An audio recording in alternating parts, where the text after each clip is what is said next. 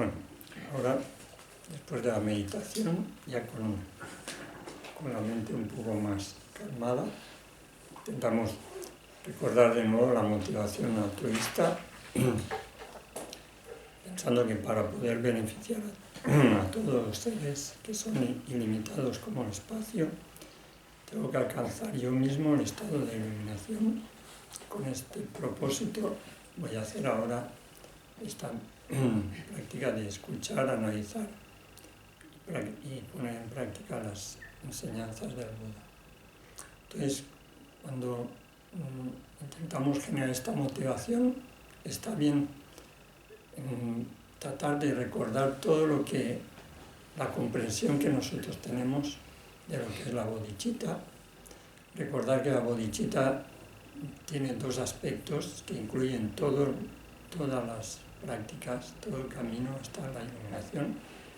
La bodhicitta convencional es el deseo de alcanzar la iluminación para beneficiar a todos los seres. La bodhicitta última es la sabiduría que percibe la realidad última de todas las cosas. Entonces, con estos dos aspectos, la bodhicitta convencional, que es la compasión, el amor y la sabiduría, tenemos todo lo que es necesario para transformar nuestra mente, la mente ordinaria que tenemos ahora, en una mente iluminada, una mente completamente pura. Entonces está bien que cada vez que empezamos una práctica o cada vez que tratamos de generar de nuevo la bodhicitta, que intentemos traer a nuestra mente, o recordar o ser plenamente conscientes de la comprensión que nosotros tengamos de estos dos aspectos. Entonces, cuando decimos para beneficiar a todos los seres que son ilimitados como el espacio, podemos incluir simplemente en estos dos términos, todos los seres y el espacio ilimitado, incluir los dos aspectos, la compasión y la bodhicitta, que es la mente que abarca a todos los seres, que piensa en todos los seres exactamente igual que nosotros, con el deseo de aliviar todo el sufrimiento de todos los seres, igual que lo deseamos para nosotros, con el deseo de dar toda la felicidad a todos los seres, igual que la deseamos para nosotros. Entonces pensamos en todos los seres. Cuando decimos que son ilimitados como el espacio es el ejemplo que usamos para hablar de la vacuidad. El espacio es algo que contiene todo, toda la materia, todo lo que existe en el universo está contenido en el espacio. Entonces, y por eso usamos este término, el espacio, para ayudarnos a comprender la vacuidad. La vacuidad es una realidad que impregna todo. Es realmente la forma en que existen las cosas de forma última, cuando somos capaces de ver las cosas sin error, sin alteración, sin distorsión. Percibimos que todo es como un sueño, que todo es vacío, que todo es como una ilusión. Por eso usamos el espacio, porque esa realidad última, que es vacía como el espacio, es lo que está por detrás, lo que está en el fondo de todas las cosas. En realidad nosotros, el yo, las personas que percibimos el mundo, la materia, el espacio, todo el universo, son como apariencias ilusorias. Si lo analizamos bien, incluso desde el punto de vista científico, podemos ver que todo es como un proceso continuo de transformación, que todo está transformándose instantáneamente en cada instante, y que no hay nada sólido, no hay nada real, no hay nada que dure, que todo está interconectado, todo está enlazado. Sin embargo, nuestra forma de percibir las cosas es como que vemos que las cosas existen independientes, no estoy yo como persona, mi cuerpo, los demás, los objetos materiales, todo aparece en nuestra mente como algo independiente, sólido y además que dura, que no es algo que está, no es un proceso que está en cambio constante, sino que son objetos sólidos, duraderos. Entonces esta forma de percibir las cosas no está de acuerdo con la realidad. Cuando lo analizamos, lo investigamos, vemos que hay una disfunción, que de hecho es una forma alterada, una forma distorsionada de percibir la realidad, de percibir el yo, de percibir a los demás, de percibir todas las cosas. Entonces, esto, la comprensión que tengamos de la vacuidad, cuando generamos la bodhicitta, tratamos de recordarla, de refrescarla de nuevo en nuestra mente. Pensar que todos deseamos llevar a todos los seres a la felicidad definitiva y al mismo tiempo somos conscientes que todo es como una ilusión, todo es como un sueño, todo es vacío, como un espacio infinito.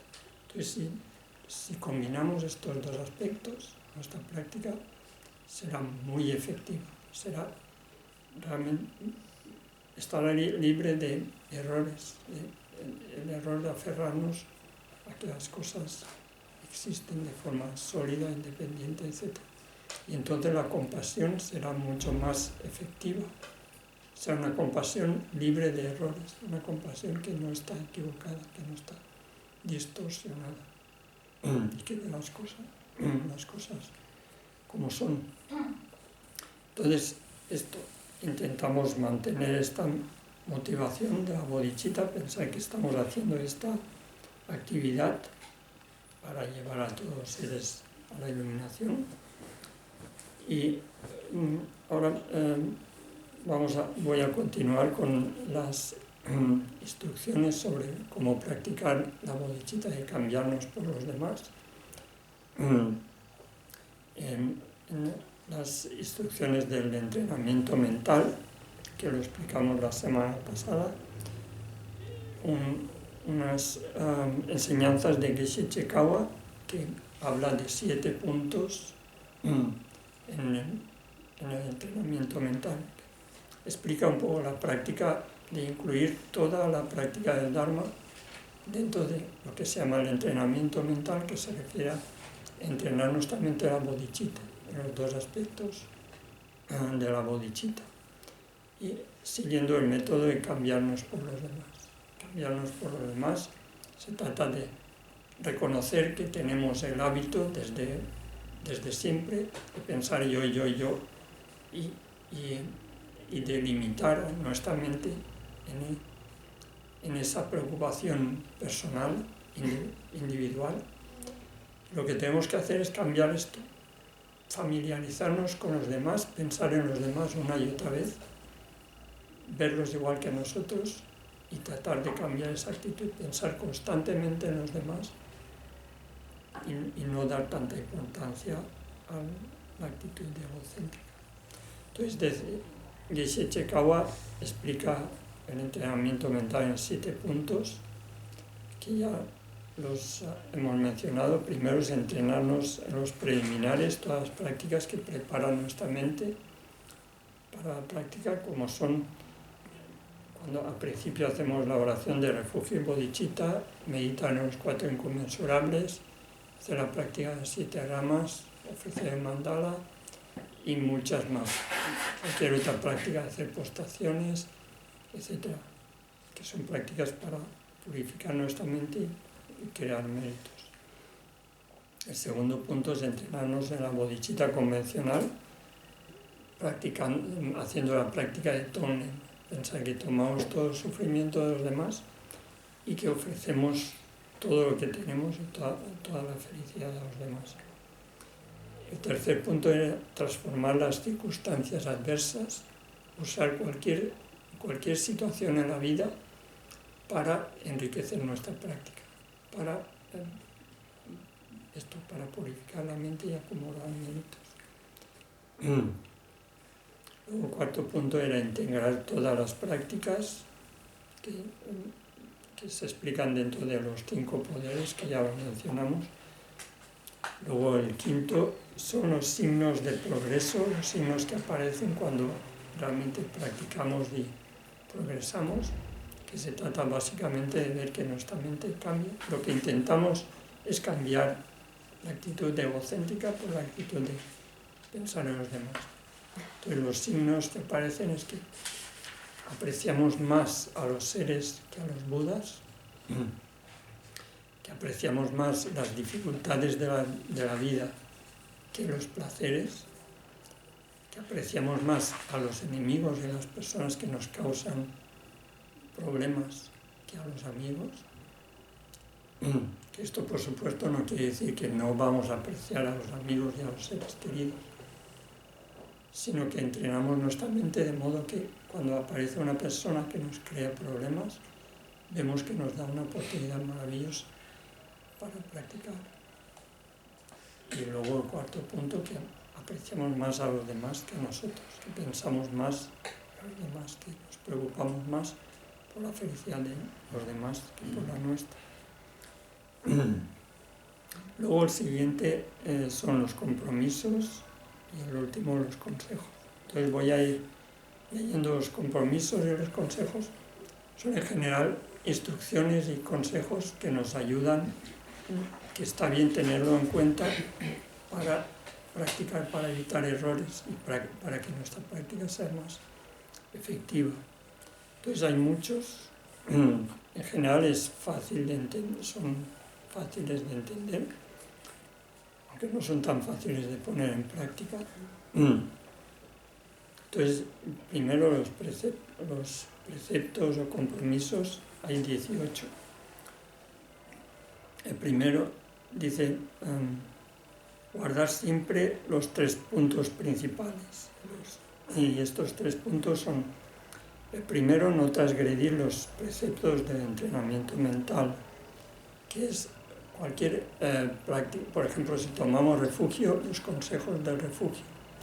Si tomamos los votos de laico, evitar matar, robar, etc. El guardar todos estos preceptos. Si entendemos las 10 acciones no virtuosas, si lo reconocemos, cuando estudiamos el karma y reconocemos que estas acciones son causa de sufrimiento, guardar estas, tratar de evitarlas. O sea, el primer punto es no transgredir ninguno de los preceptos y las normas que hemos tomado como guía en nuestra conducta y en nuestra práctica. El segundo es no actuar hipócritamente con el pretexto de ser altruista. Y esto es importante poner atención porque al principio y al final incluso, y siempre, cuando intentamos practicar, muchas veces lo hacemos un poco para digamos, aparecer delante de los demás como que somos grandes practicantes y esto. Entonces no se trata de evitar cualquier acción con esa motivación de un poco dar la impresión a los demás que somos grandes practicantes. Y el tercero es no ser parcial, evitar la parcialidad o el favoritismo de preocuparnos mucho y dar mucha atención a ciertas personas y descuidar a otras. Tener una actitud de ecuanimidad y tratar a todo el mundo igual y preocuparnos igual por unos que por otros. Luego el cuarto punto también es similar al otro, dice cambiar la motivación y mantener el comportamiento externo. Lo que tenemos que transformar es nuestra mente, nuestra actitud interna y no es tan importante el cambiar externamente. Tenemos que evitar, igual que decía antes, tratar de dar la impresión de que somos grandes practicantes De hecho, el énfasis en la práctica del entrenamiento mental se da mucha importancia a la discreción o practicar en secreto, practicar de forma que nadie se dé cuenta de que nosotros estamos transformando la mente, que estamos trabajando o que tomamos como práctica principal el pensar más en los demás que en nosotros mismos. Y esto no darlo, no hacer ostentación de esto, sino practicarlo muy discretamente. Lo quinto es no hablar de las faltas de los demás. El sexto es no juzgar en absoluto a otros. Y con esto es lo mismo. Si observamos un poco nuestra actitud, veremos que es muy fácil juzgar y ver defectos y errores de los demás. Los vemos facilísimo, los reconocemos inmediatamente, cualquier pequeño error, y juzgamos a cada persona, sabemos por dónde cojea y que esto o lo otro. Pero eso en realidad no ayuda a nada, no ayuda en absoluto. Lo que realmente nos ayuda mucho es si tenemos esta actitud de juzgarnos a nosotros mismos, de observar nuestro comportamiento, reconocer nuestros errores y equivocaciones y darnos cuenta de ello y tratar de evitar que esto tampoco es para que tengamos una actitud de menospreciarnos a nosotros mismos es justo lo contrario, una actitud de sabiduría, de mejorar nuestra práctica y nuestro comportamiento, observar constantemente lo que hacemos, cuando vemos que algo no es correcto, reconocerlo y tratar de corregirlo, sin sentirnos como, no sé, inferiores o sin sentir que somos incapaces de esto, sino con lo contrario, darnos cuenta de que cada vez que reconocemos un error,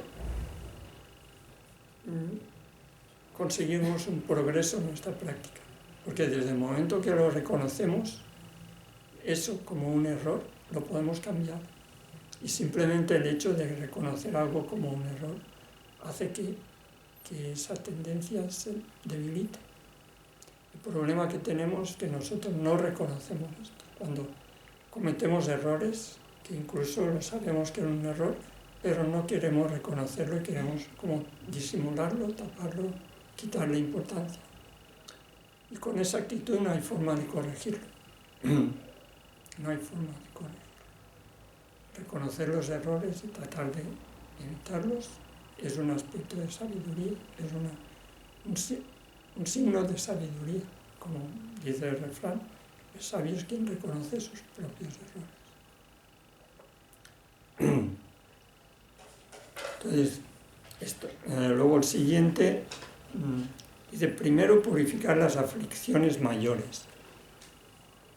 Toda la práctica del Dharma consiste en reconocer las aflicciones,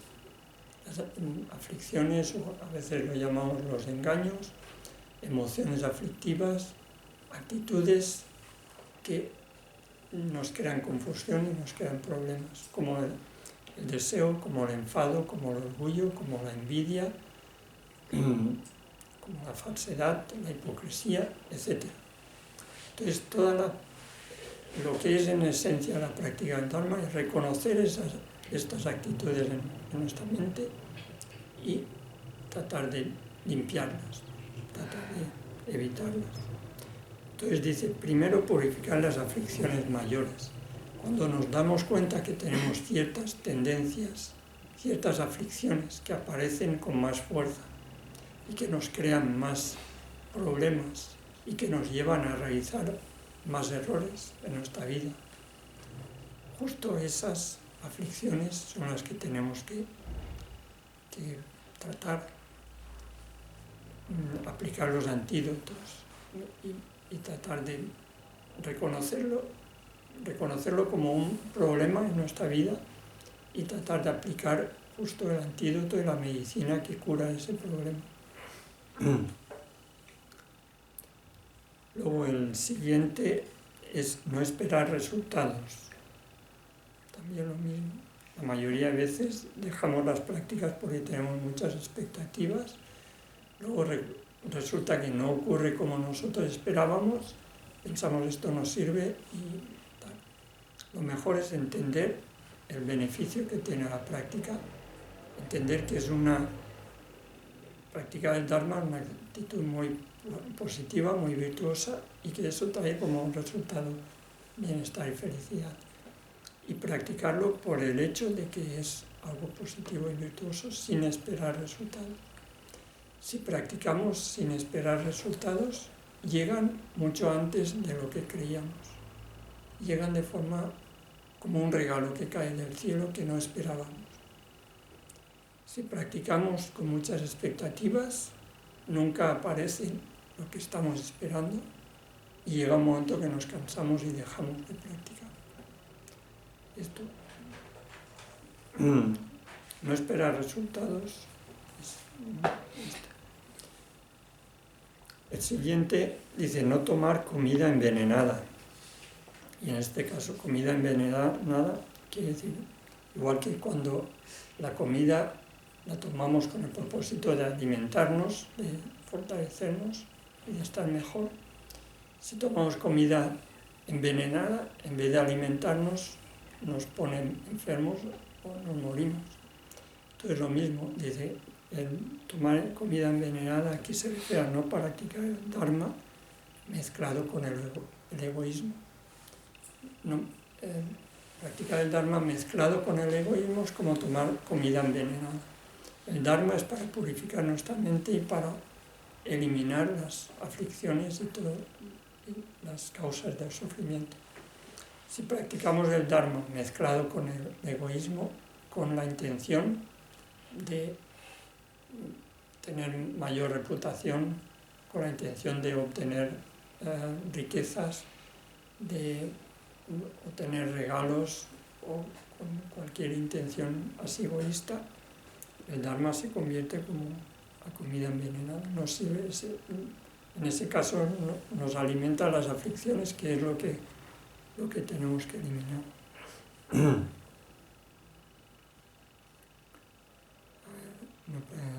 Luego el siguiente, decimos, no ser complaciente.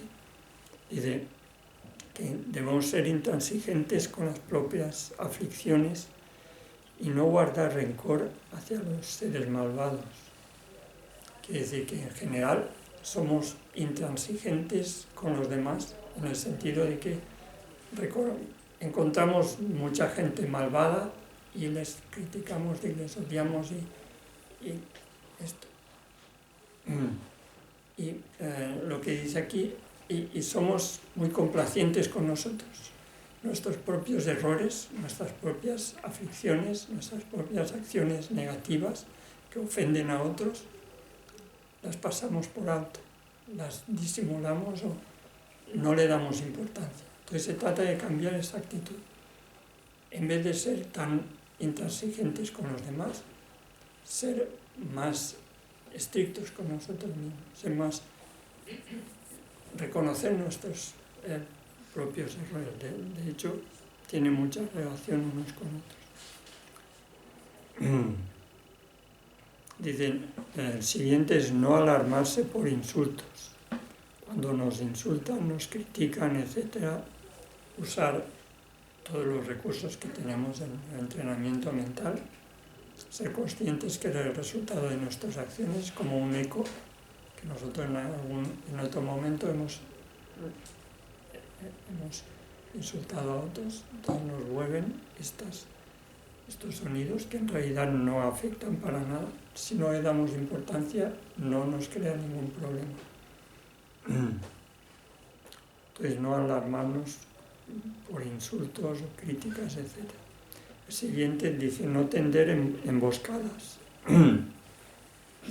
Tender emboscadas es decir, cuando alguien nos ha causado un daño, un perjuicio, etc., pensar, pues te la voy a devolver y estar atentos y estar pendientes esperando el momento adecuado para devolver esto. Entonces, evitar esto, no tender emboscadas. Dice, no atacar el punto débil, es no hablar de las debilidades y las faltas de los demás delante de otros. Evitar esto. Hablar y criticar a otros no sirve de nada. Luego el siguiente, 14, dice, no cargar el asno con la carga de un yak. Parece ser que un yak es un animal que tiene mucha fuerza y puede llevar una carga muy pesada. Y en cambio, un asno tiene que llevar una carga más leve. Si le ponemos la carga esa más pesada del yak a un asno, está incapaz de andar. Entonces, lo que quiere expresar, dice, no culpar a otros de los propios errores. Quiere decir, en general, cuando cometemos errores, que pecamos muy a menudo de esto, tratamos de encontrar algún culpable. Siempre hay alguien a quien echarle la culpa de un error que en realidad ha sido un error nuestro. Entonces, evitar esto, evitar echar las culpas de nuestros propios errores a otra persona que no tiene esa culpa.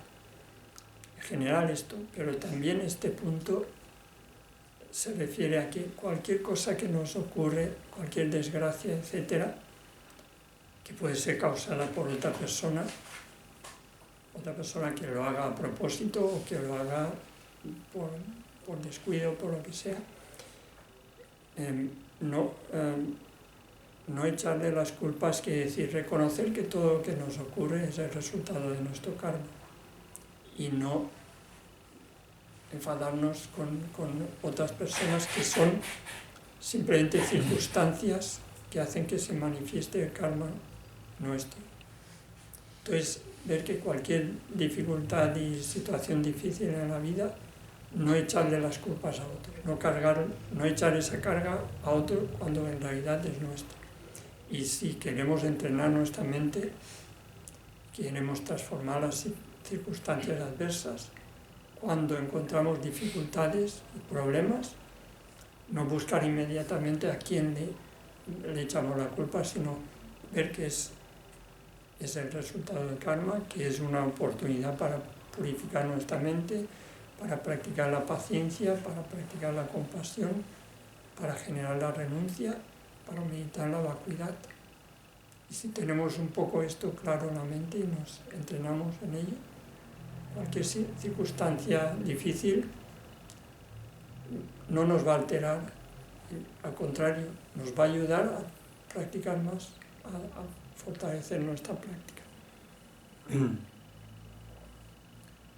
Luego el siguiente dice, no entrar en competición, es decir, no tratar de conseguir lo mejor para nosotros cuando tenemos que repartir algo o incluso en la práctica, lo que sea, no hacerlo con el propósito de que yo soy mejor que tú y yo quiero lo mejor, yo quiero conseguir lo mejor. Si tenemos que repartir algo con los demás, no buscar la mejor parte para nosotros. Que todo esto tiene mucho sentido cuando entendemos que la práctica principal es valorar más a los demás que a nosotros mismos. Entonces, cuando repartimos algo con alguien, si valoramos más a los demás que a nosotros mismos, nos alegramos de que la mejor parte se la lleve a la otra persona. Y esto no es nada tan difícil de hacer, porque cualquier persona normal, ordinaria, los padres, una madre con su hija, le da la mejor parte a su hija y lo disfruta y se alegra mucho. Y cuando estamos con una persona que apreciamos mucho, si tenemos que repartir algo, nos alegramos de que la otra persona tenga algo, salga ganando, digamos, o que tenga la mejor parte. Entonces se trata de entrenar esto y aplicarlo en todo momento. que a nosotros nos sale espontáneamente cuando es una persona muy querida, pero en general en los demás casos nos sale espontáneamente la idea de lo mejor para mí, de conseguir el mejor, la mejor parte para mí. Entonces, esto no entrar en competición. Luego el siguiente, 16, dice no usar el mantra con imprudencia. Quiere decir, no hacer prácticas de Dharma con la intención de dañar a otros, prácticas que sabemos que crean problemas, ¿no? Daños a otros, ni practicar el Dharma con la intención de obtener regalos, fama, etc., riquezas, etc. El punto 17 dice, no hacer que la deidad se convierta en demonio. Dice, evitar que el entrenamiento mental alimente el propio egoísmo en vez de eliminarlo. La deidad en demonio, que decir, cuando practicamos y meditamos en el Buda la compasión, tratamos de generar compasión hacia todos los seres. Y si la práctica del entrenamiento mental se trata de disminuir la actitud egocéntrica para beneficiar a los demás. Entonces, convertir la deidad en demonio es esto, usar el entrenamiento mental para incrementar nuestro egoísmo y nuestra arrogancia o para obtener regalos, etc. Y el último precepto es no buscar la felicidad en el dolor. Buscar la felicidad en el dolor se refiere a no alegrarnos nunca del sufrimiento de otros. Y esto ocurre cuando es una persona que odiamos y le van mal las cosas, nos alegramos mucho, lo celebramos. Incluso hay gente que celebra la desgracia de otras personas. Y esto, si no ponemos atención, es fácil que ocurra, porque hay mucha gente que puede ser muy negativa y que tenemos mucho rechazo, entonces si le ocurre una desgracia nos alegramos. Entonces dice, no buscar la felicidad en el dolor, quiere decir no alegrarnos nunca del dolor de otros seres. Entonces estos son los 18 preceptos del entrenamiento mental, que son básicamente esos consejos que está bien recordarlos de vez en cuando y está bien ver que muy a menudo actuamos justo al contrario de estos preceptos. Y luego hay 22 consejos, también que es más o menos de la misma línea. Voy a leer por lo menos algunos, Básicamente se trata de recordar que lo que enfatiza es el reforzar nuestra práctica de ver que todos los problemas vienen de la actitud egocéntrica y hacer todo lo posible por disminuirla, y ver que la causa de toda la felicidad nuestra y de los demás es el altruismo, el amor, la compasión y el pensar en los demás.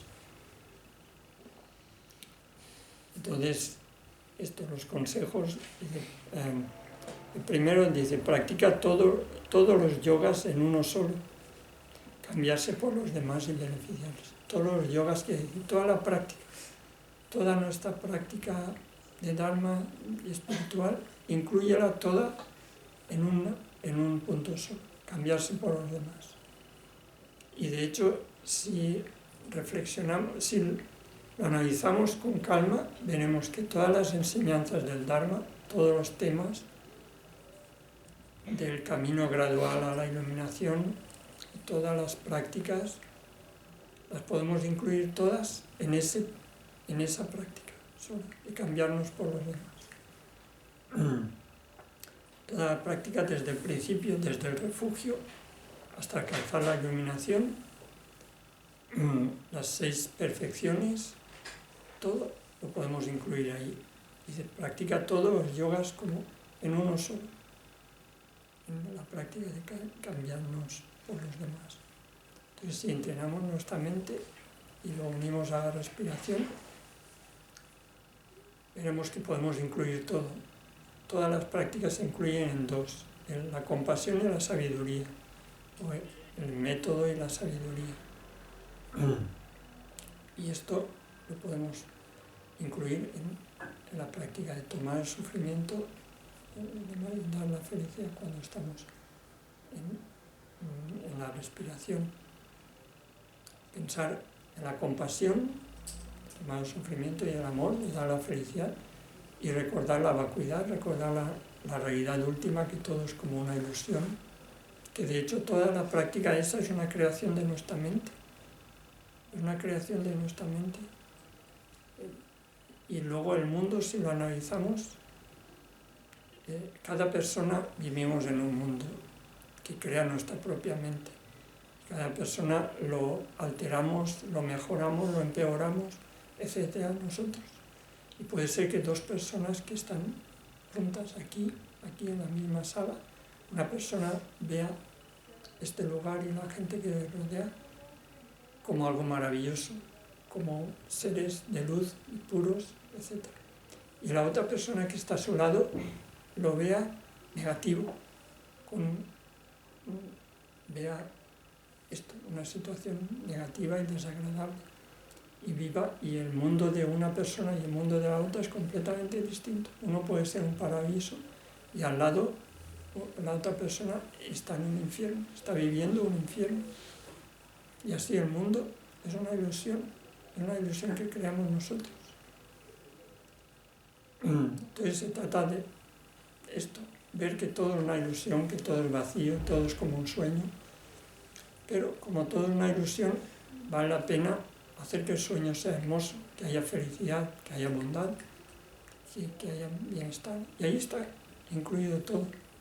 Todos los aspectos del camino están incluidos en estos 2 puntos, la compasión y la sabiduría. Todos los aspectos del camino están incluidos en 3 aspectos, que son la renuncia, la bodhicitta y la visión correcta. Todos los aspectos del camino están incluidos en las 4 verdades nobles. Todos los aspectos del camino están incluidos en las 6 perfecciones, etc. En todos los aspectos, todas las prácticas del Dharma las podemos reunir en una sola, en esta práctica de tomar el sufrimiento y dar la felicidad. Por eso dice, practica todos los yogas en uno solo. El segundo dice, aplica una solución para todos los problemas, igual que el otro. Es facilísimo. Todos los problemas tienen una sola solución. Y es como la anterior, la práctica del Tonglen. Cualquier situación difícil y problemática que aparezca en la vida, ¿cuál es la solución ideal? Tonglen, pensar. Ojalá que todo el sufrimiento de todos los seres lo tomen sobre mí y sobre este problema que yo tengo. Y ojalá que todo lo que yo tengo, todos los méritos que yo creo con mi práctica, mis posesiones, mi cuerpo, ojalá que lo disfruten todos los seres y tengan toda la felicidad. En esa práctica sola está la solución de todos los problemas. Por eso dice, aplica una solución a todos los problemas. El tercero dice, hay 2 acciones, una al empezar y otra al terminar, que es al empezar generar la motivación correcta y al terminar pues, dedico todos estos méritos para la iluminación de todos los seres. El cuarto dice, ten paciencia con cualquiera de los 2. No abandonar la práctica ni la felicidad y el éxito ni en el dolor y la desgracia. Es decir, practicar igual cuando todo nos va bien y la vida es muy feliz.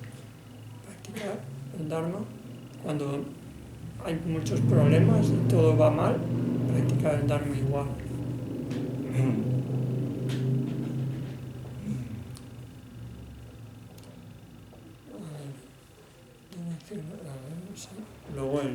quinto dice, protege a ambos como a tu propia vida, los compromisos del entrenamiento mental y las demás prácticas.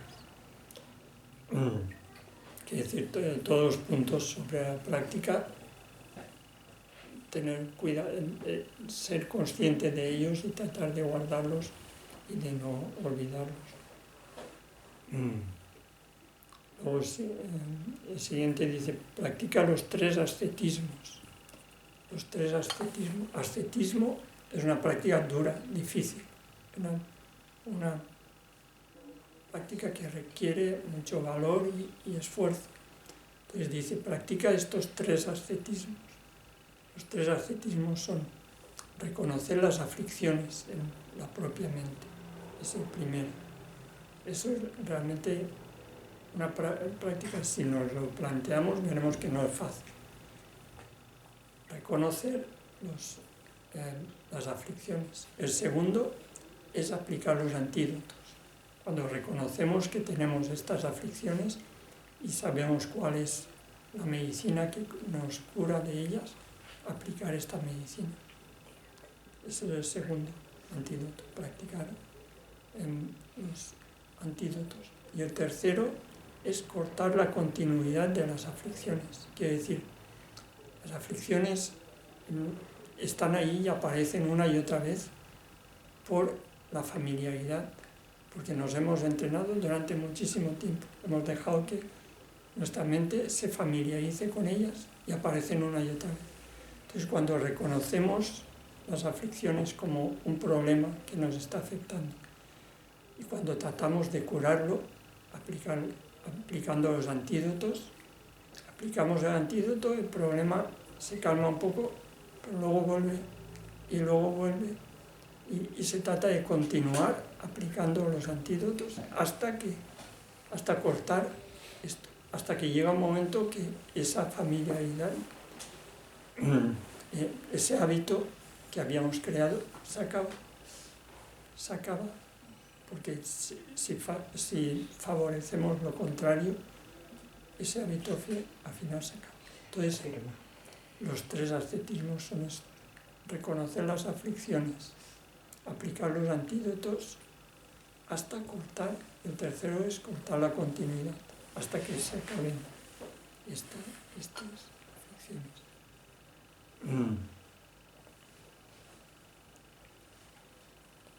Y luego, bueno, hay hasta 22. Entonces, esto de momento lo dejamos ahí. Lo dejamos ahí porque más o menos son todos un poco relacionados con esto, se parece mucho. Básicamente se trata de entrenar nuestra mente y ser conscientes en todo momento de que la práctica principal es disminuir la actitud egocéntrica, desarrollar el buen corazón, desarrollar el amor y la compasión hacia los demás. Entonces ahora no sé si queréis hacer alguna pregunta o algún comentario. Quiero que me distraiga un momento y me he entendido bien el punto de no cargar el asno como si fuera un yak. No sé si es lo mismo que no culpar a otro de los propios errores o no. Sí, sí. No culpar a otros de los propios errores, pero también es no buscar, cuando nos ocurre cualquier cosa, reconocer que es el resultado del propio karma. Entonces, aunque no sea ningún error nuestro, aunque nosotros no cometamos ningún error y que lo hagamos muy bien todo, pero que otra persona nos cree un problema serio o nos cause una desgracia y que lo haga a propósito, con el deseo de dañarnos. Entonces, ese problema que nos crea la otra persona a propósito, sin que nosotros hayamos sin que nosotros hayamos hecho nada en absoluto para merecernos esto, no, digamos, no cargarlo. Bueno, se trata de ver qué es el resultado del propio karma y verlo como esto, como la consecuencia de una acción que en algún momento, si entendemos las enseñanzas del karma, veremos que no nos puede ocurrir nada en absoluto, ni siquiera una pequeña molestia, ni siquiera una picadura de mosquito. Es imposible que nos ocurra, que nos pique un mosquito y que nos duela, si no hemos creado las causas en algún momento para esto. Y las causas las hemos creado nosotros.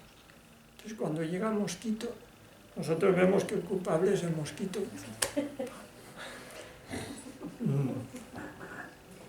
Entonces, entender, cuando dice aquí no cargar el asno con la carga del yak, no echar la culpa a ese ser, que es una condición secundaria, digamos, que simplemente hace que se manifieste un karma que nosotros tenemos. Y si lo vemos desde el punto de vista del entrenamiento mental, no solamente no intentamos matarlo, sino que le agradecemos que nos dé esta oportunidad de purificar el karma. Entonces se trata de eso, no echar las culpas, no buscar culpables en otros seres, sino que usar todo como por la práctica de entrenamiento mental, de echar todas las culpas a uno solo.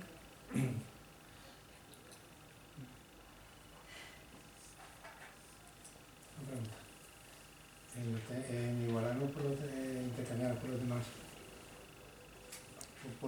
se puede entender también como una renuncia a la individualidad, reconociendo la de los demás. Sí, por supuesto. Es ver que el problema está en que nuestra mente, nuestra conciencia se puede ampliar, se puede abrir de forma que perciba a todos los seres igual que a nosotros. Es una posibilidad que, digamos, nuestra conciencia tiene esa capacidad, tiene la capacidad de abrirse, de expandirse y considerar a todos los seres igual que a nosotros, y el sufrimiento de todos los seres como, digamos, como algo que podemos eliminar nosotros. Entonces, en este caso, el entrenamiento mental se trata de ver que cuando pensamos yo, esa capacidad tan grande de la conciencia la limitamos completamente a un solo ser. La encerramos en una pequeña jaula y no tiene el poder ni la energía de abarcar a todos los seres, ni de trabajar, ni de beneficiar a todos los seres.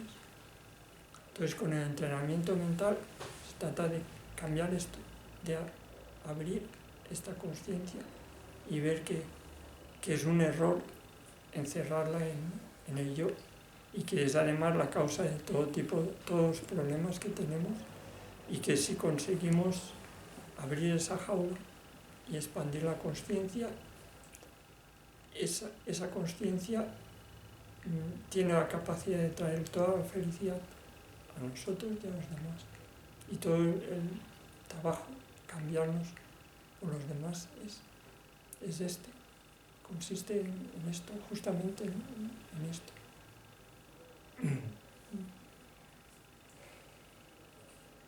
Sí, pienso que la práctica del Tonglen se puede incluir dentro de la meditación que hagamos habitual, ¿no? En un punto determinado o en un momento determinado, para luego, como siempre decimos, ¿no? Y es verdad que no solamente la meditación sea sentada en el cojín, sino durante todo el día, pues eso influirá, como siempre tenemos presente a todos los seres, pues en concreto ir dándole, ¿no? Eso que necesita a los demás, y eso pues será, aunque no sea una hora como lo hacemos aquí, Sí. aunque sea toda, no la media hora de meditación, o incluirlo un poco todas las mañanas o toda tal, ¿no? Sí, de influirá hecho, en sí, que de hecho, se desarrolle, ¿no? el propósito es ese. Nosotros practicamos cuando nos sentamos y hacemos la visualización, pues se trata de familiarizar nuestra mente con esta práctica y luego mantenerla todo el tiempo. Y luego si nos familiarizamos, a veces incluso sin darnos cuenta, veremos que nuestra actitud cambia y que somos más receptivos a los problemas de otros y que nos preocupamos más por los demás y que dejamos de tener tanta preocupación solamente por nosotros mismos. Eso es un poco el resultado de entrenar nuestra mente. Y si la entrenamos, además, la capacidad de beneficiar a los demás que tenemos aumenta. Con este entrenamiento, con esta meditación, la capacidad que tenemos y nuestras virtudes y cualidades que tenemos para beneficiar a los demás aumentan, se fortalecen, se desarrollan. Y cualidades que no tenemos ahora las desarrollamos gracias a esto. Eso, digamos, tener una actitud altruista, espontánea y sincera es el resultado de ese entrenamiento. Que si lo entrenamos, llegan esos resultados y ese es el propósito. Entrenar la mente y como la respiración es algo que está funcionando constantemente, si lo entrenamos, veremos que si hemos entrenado nuestra mente, veremos que es muy fácil mantenerlo durante la vida diaria.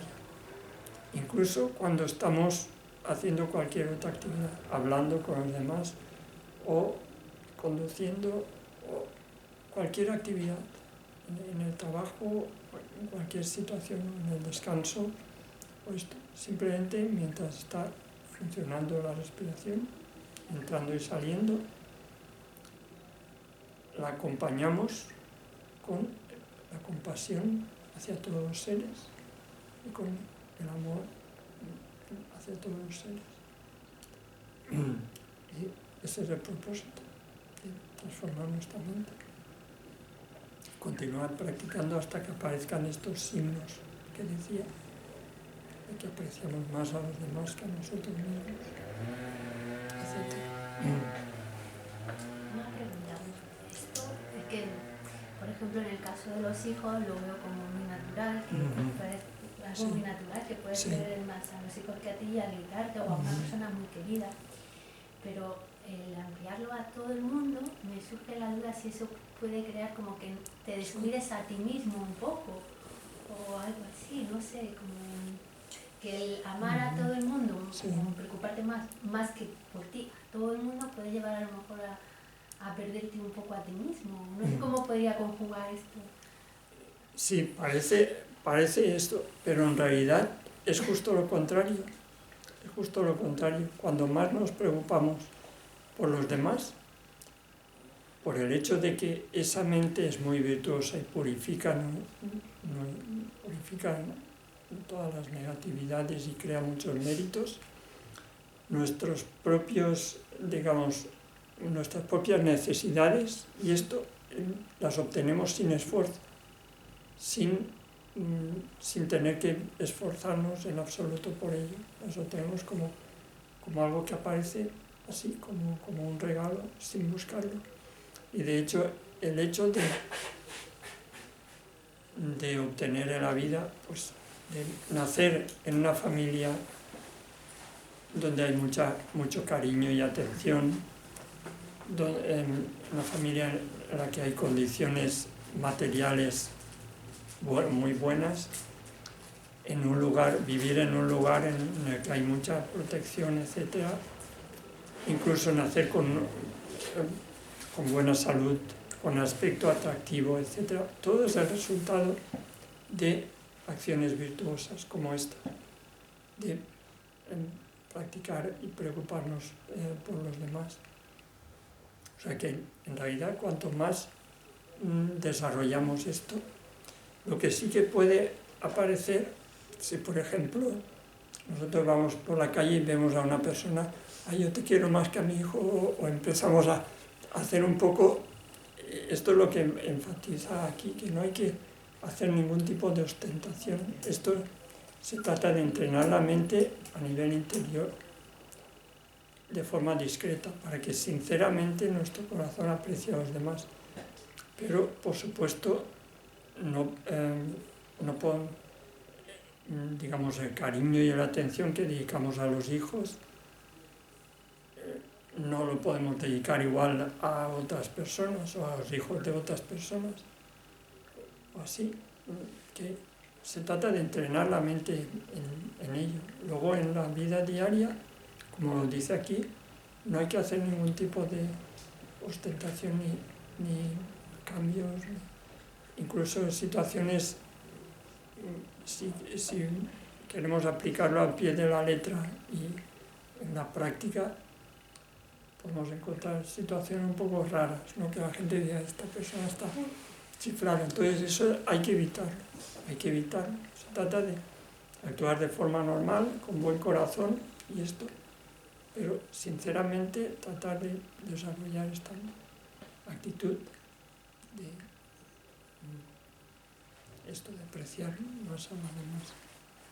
Y es como todo, una práctica que lleva tiempo y que a veces lo haremos bien y funciona, y otras veces vemos que no funciona y tenemos que cambiar o hacer así o así, que no es algo que podamos cambiar en 2 días.